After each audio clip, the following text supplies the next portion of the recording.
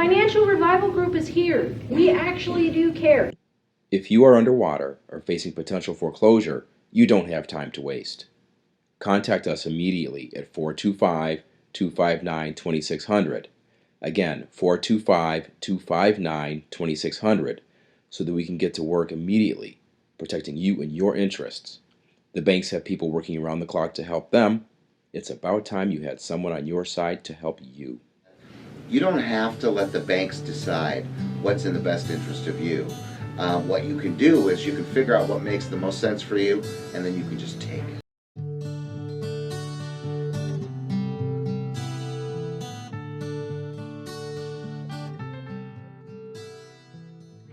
But it breaks my heart to see what's happened in this country. Absolutely. And you know what? We got to help. We got to reach out and help. There's people, I mean, what was her name? Phyllis Walsh, that we were doing the forum. She committed suicide because she was alone.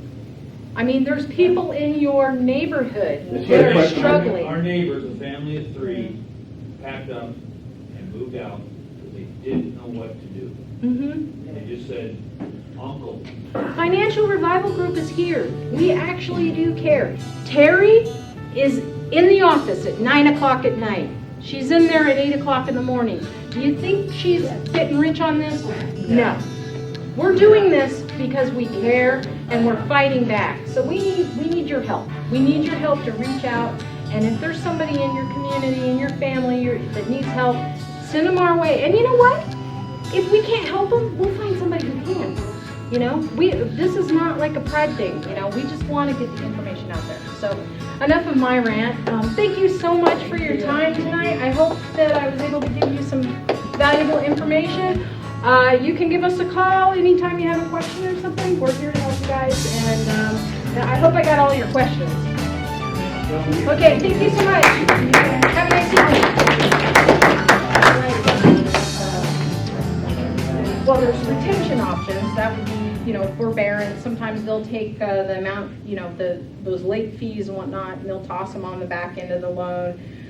Restatement, reinstatement, repayment plan, modification. Then other options that we call non-retention options would be to sell your home via short sale, deed in lieu, deed for lease. And I'm not going to go into detail today on each of these, but those are, you know, some of the other options. And then there's also the cash for keys option, and then there's HOFA, which is a program that if you qualify, you can potentially get $3,000 relocation. So really, in terms of the mediation process, the sky's the limit. I mean, we can entertain whatever. And one of the things we try to do is I will have a strategy meeting with you, and we will do good, better, best. You know, what's your first, you know, your best choice, middle, and then what's our bottom line. And then we put together a strategy. I'll pass this around. This was the Attorney General letter. Just go ahead and take a look and pass it around.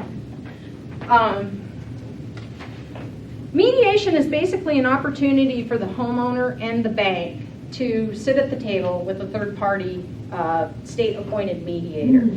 If you receive a notice of default on an owner-occupied property, and there's a few other stipulations too, but you know, when we go through, we'll check. You've got to be dealing with a beneficiary that's not exempt, and there's some other parameters. But basically, what it says is if you have an owner-occupied property, not an investment property, but an owner-occupied property, and you receive a notice of default, you qualify for the state mediation program. And then the process is you contact a housing counselor or an attorney to get a referral into the program. We happen to be able to do the attorney referral now because we have a network of attorneys, and now we have an in-house attorney that's doing that for us. And then once you get into the program, you are going to be, the Department of Commerce will then appoint a mediator to oversee the whole process. So, and essentially the process really reflects your modification process. It's the same paperwork, the last 2 pay stubs, your last 2 years income tax, and so on and so forth. So it's really reflective of the modification process. But the difference is you have a state mediator that sort of holds the bank's feet to the fire. And the process can take no less than 70 days. And often we're finding it takes significantly longer. And actually, we'd like to bump up that 20% rate, because if we bump up the 20% rate, it's already taking longer. It's going to take even more, even longer than that. It's interesting to note that the banks hate this, because they cannot foreclose if you are in mediation until they get a certificate of completion. And I'll talk a little bit more about that in a minute. But you're going to get that notice of default. That triggers your right. You can get the referral, like I say, up to 20 days after that notice of trustee sale is recorded. One of the things we're going to do, we're going to look and we're going to determine whether the beneficiary is exempt or not. 250 foreclosures in a given year in the state is exempt. And so we have to check, we have a list and we check against that. So the next step is going to be to actually send the referral to the Department of Commerce, and we have a form that we send. It's an official form. We send that to the attorney reviews it, and then they sign it, and then we send it off. And then within usually about 48 hours, you're going to get a notice of referral from the Department of Commerce that lets you know, yeah, you qualify for the program and you are now in. Within 23 days, on that notice, there's going to be a date. That starts your mediation timeline. And 23 days from that date, you have to get your borrower documents in. And we will send them to the mediator, because the mediator at that time will be appointed and they'll be on your notice of referral. You'll have all the parties relative to the mediation on the notice. You have to get those documents to the mediator, to the opposing counsel on the other side for the beneficiary. And I usually CC them to the attorney that referred, and then, of course, to you, the borrower. And then when they receive those, then the lender has 20 days to respond with their packet.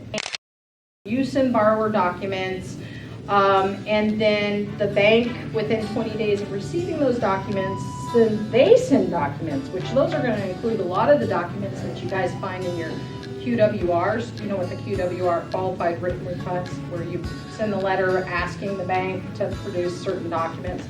Terry a lot of times helps out with that. One of the results of this whole process can be a certificate of bad faith. If the bank at any time doesn't negotiate in good faith, doesn't return doesn't return that beneficiary document package, there can be a variety of reasons. The mediator can issue a certificate of bad faith, which can set you up for litigation,